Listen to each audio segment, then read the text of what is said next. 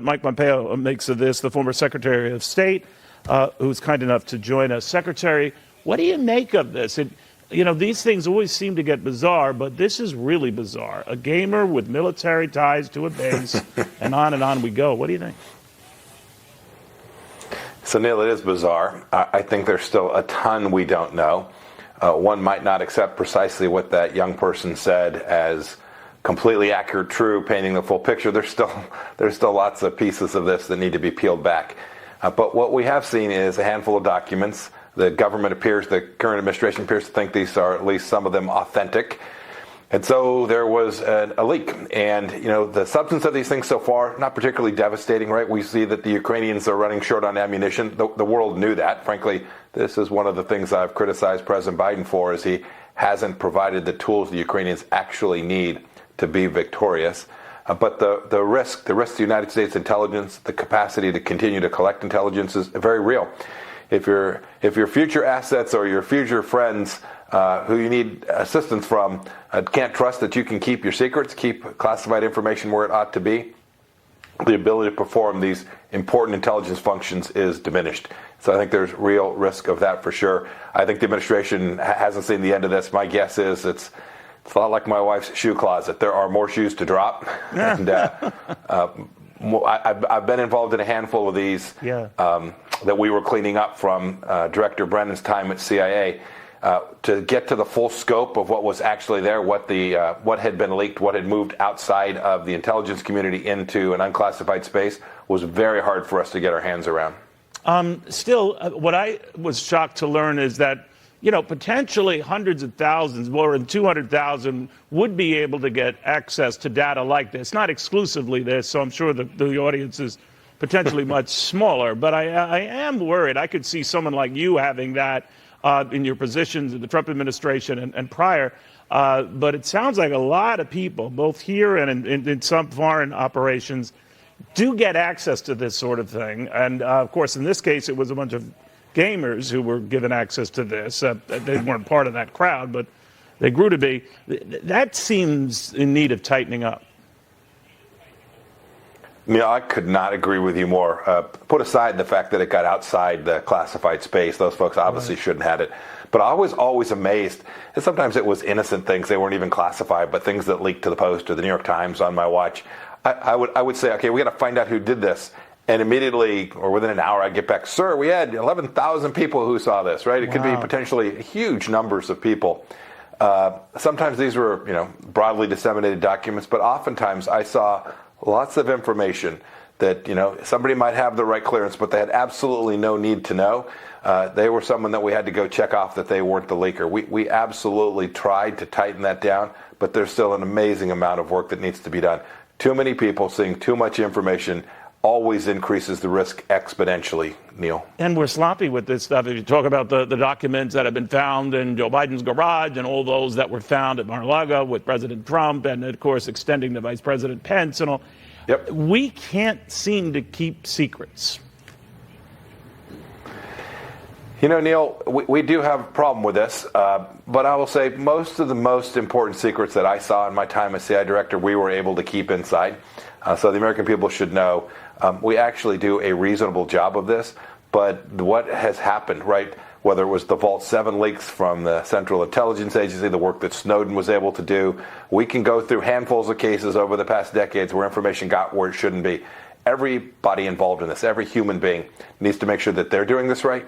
We need to make sure we have systems and processes that protect this. How this stuff got to Mar-a-Lago, to the garage next to Joe Biden's Corvette, sounds like a document ended up in the streets in Ireland yesterday. Right, that's right. I forgot about it. Yeah.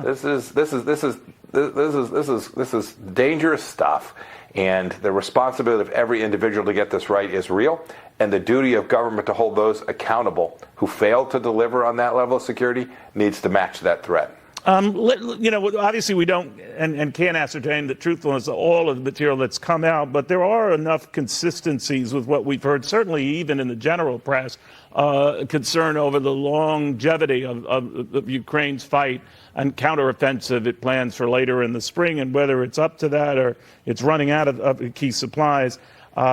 Does that worry you? That's come to light right now, and it's sort of planted new doubts that Ukraine can't make it for the long fight?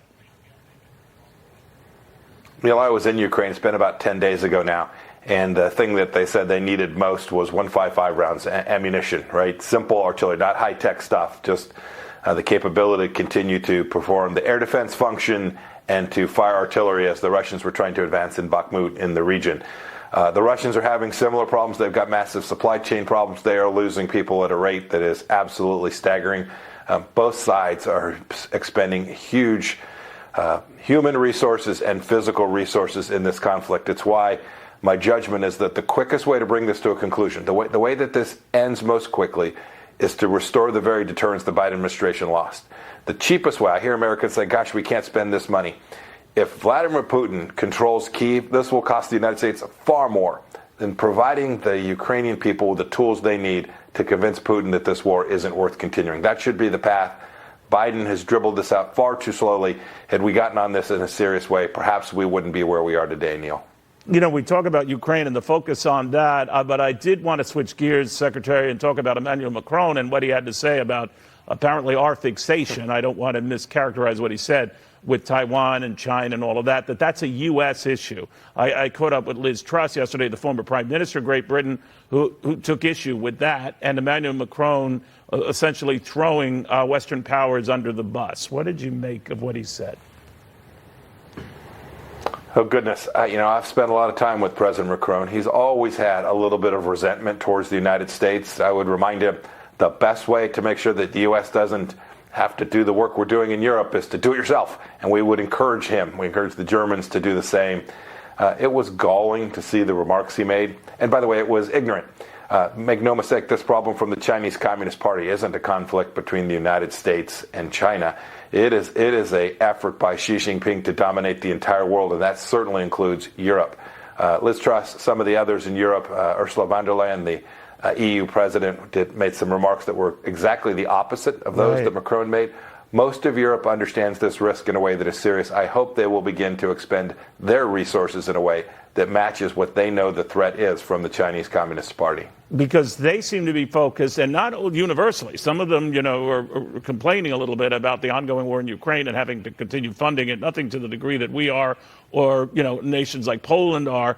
But the fact of the matter is they don't seem as concerned with Taiwan. So maybe Emmanuel Macron, said what they're thinking. Taiwan isn't our issue. What do you think of that? Yeah, it's possible. It's possible that he's playing to some political base inside of his own party or inside of France. But he knows better.